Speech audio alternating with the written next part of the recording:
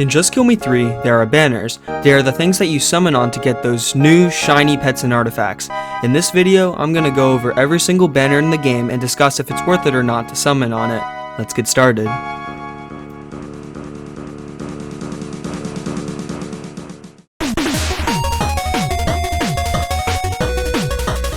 Pantheon banners, like the name suggests, are banners geared towards a specific pantheon. These include Egyptian Gods EX, Greek Gods EX, Mixed Gods EX, and Cosmic Entities EX. The EX in the name refers to the super powerful EX pets you can get from the banner. For example, in Cosmic EX, you have the chance of getting Groth, Yidra, or Yamengtha when you normally cannot get these from other banners. The level perks of the Pantheon banners are not meant for you to go super far.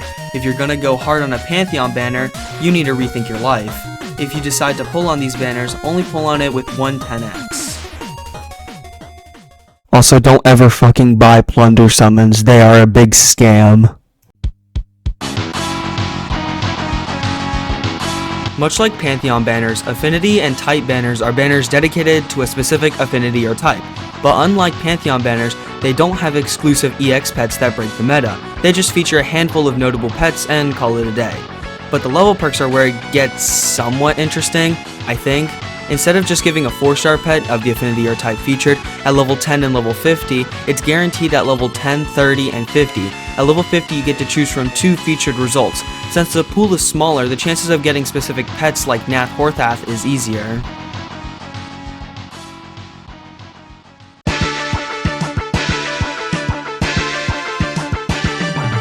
I'm going to specifically talk about DG Mania here because it does appear more times than it should. It is essentially the banner where Troy decided to make some pets good. For the most part, the plague pets are good and Innocent is also very good. Look at that cute little face. But DG Mania, like the event banners that I'll talk about later, have every single pet excluding EX pets in them. This means that the level 10 perk could be literally anything from Zeus to Pharaoh with the flu. The artifacts are pretty goated, so that could be an incentive to pull. Just remember that if you want to guarantee something from DG Mania, you're gonna have to gather 5,000 rubies, and at that point you're just better off summoning on something else.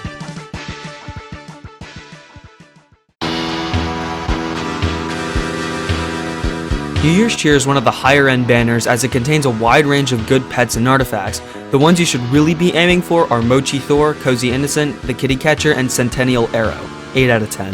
Spring Fair is a little mixed when it comes to good and bad. Most of the pets are alright and the artifacts are pretty affinity specific. If I had to choose, I'd say that Sakura Tiamat and Yama are the best pets, while the Judgment Hammer is really the only goated artifact in my eyes. The camera is okay since most pets in the game are NA, but it'll only be better in some certain scenarios. 7 out of 10. Golden DG Mania is almost identical to regular DG Mania. It has the same pool, but it gets a little bit of extra things. The biggest thing is that it now has a level 300 perk of being able to choose from any featured pets and artifacts, as opposed to regular DG Mania where it only has the level 100 perk, then just resets back to level 1. In my opinion, you should only summon on this banner if you're gonna go to the level 300 perk. 7 out of 10. Shower Summons is a relatively newer banner, and as such, the pool is much smaller than other event banners. And to be completely honest, this banner is a huge W as pretty much the entire pool is goated in some way. Extremely good. 10 out of 10. Summer Fiesta, on the other hand, is not as good. Don't get me wrong, the pets are good, but they're not as good as some of the other seasonals. The artifacts are on about a similar level as the pets, where they're not the best, but they're also not the worst. 6 out of 10. Halloween Havoc is another one of those mid banners. For the most part, the pets don't provide extremely significant buffs to warrant many uses. However, the artifacts are a different story. Artifacts like Social Shot and Magic Broom provide extremely powerful buffs and a significant amount of bounty points respectively. I'd say that the stars of this banner are Halloween Kithaga, Bloodlust Lucifer, and the previously mentioned artifacts. 7.5 out of 10. Anniversary Summons is, no joke, the best banner to pull on. Why? Well, the entire pool is completely busted as they provide huge attack for all pet stats and additional attack speed, which is becoming an increasingly more important stat nowadays. The best of the best I would say there are is Daemon Shootin', Phantom Nyarla, Guardian Medjet, Thunder Demon's Goldenrod, and Foxy Mike. 10 out of 10, no questions asked. Christmas Cheer is the final banner of the year, and it's a pretty banger banner. While not as good as Anniversary, it still holds up as one of the best banners to go for. The best pets and artifacts are Santa Valkyrie, Koth, and Hathor, Toy Soldier, and Santa Hat. Really good, 9 out of 10. Finally, there are 2 banners that appear twice throughout the year. first is Innocensation. This banner features every single innocent in the game, and at level 100, you can choose from 2 of them. I would highly recommend saving for this one when it comes around, although if you really want to get something out of it, you'll need to cough up 5,000 rubies. The second one is JKM Academy. It is a pretty new banner coming out first in late 2023. Since it's so new, the pool only has 5 things. The best out of it is probably Prefect Jean and the hero Shinai.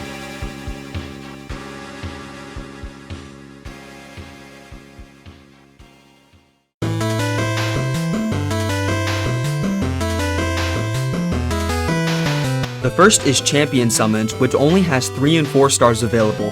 It is super premium and gives you the chance at getting the first and second generation EX pets, as well as every pet before Demeter. The ribbons used to summon on it are pretty rare, and getting top 200 in any Advent dungeon will give you just enough for only 1 summon. The best thing you can get from this banner is Urel and literally every artifact featured. It should be noted that the level 50 perk, the max perk, only guarantees the 3 pets featured, and you'll have to get the artifacts by chance. Second is Blood Money. This banner is notorious for being a steaming hot pile of dog shit. It is literally regular summons with a pool that hasn't been updated in a while. The featured pets and artifacts are not very good either. It is so bad that it is rare to see someone running around with a high level awakened Nyarla or Erebos, since the perk goes to level 100. You need Bastille keys to summon on this banner, and you can only get enough to summon on this banner once if you get 5th in your posse. And with the amount of snipers, me included, most players won't see that, so good luck not quitting the game before you get to the level 100 summon. Finally, Point Summons. This banner has no 4 stars in it, and the only rare thing from it is Tartarus. Now, I'm sure y'all know my terrible experience with this banner, but aside from that, it can be a very useful early game banner to snag some pretty good pets. It has this thing where you have a higher chance of getting pets and artifacts for the first time. After that, expect to see a crap ton of resources. You need role points to summon on this banner, which you can get 100 from the daily missions, 100 from watching an ad, and a free summon daily for your daily missions. There's other ways to get RP, this is just the daily consistent methods.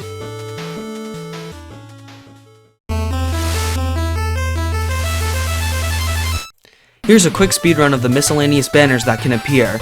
Artifacts features 10 powerful artifacts that can really help, only requires 1500 rubies to get to the roulette perk. Level up perks, more level perks, don't summon on this one. Super Summon Fest, double chance of getting a 4-star, don't summon on this one either. Bargain Blast, pay $3 to get 3x summon where you can guarantee a 4-star pet, usually with event banners, and you have a double chance of getting an exclusive just like the regular banner. Most Wanted, Bounty Hunt specific, pull if you're struggling a lot in Bounty Hunt like me. Anti-Advent, same premise as Most Wanted but Advent style. Not really recommended to pull on, they are just better banners in my opinion.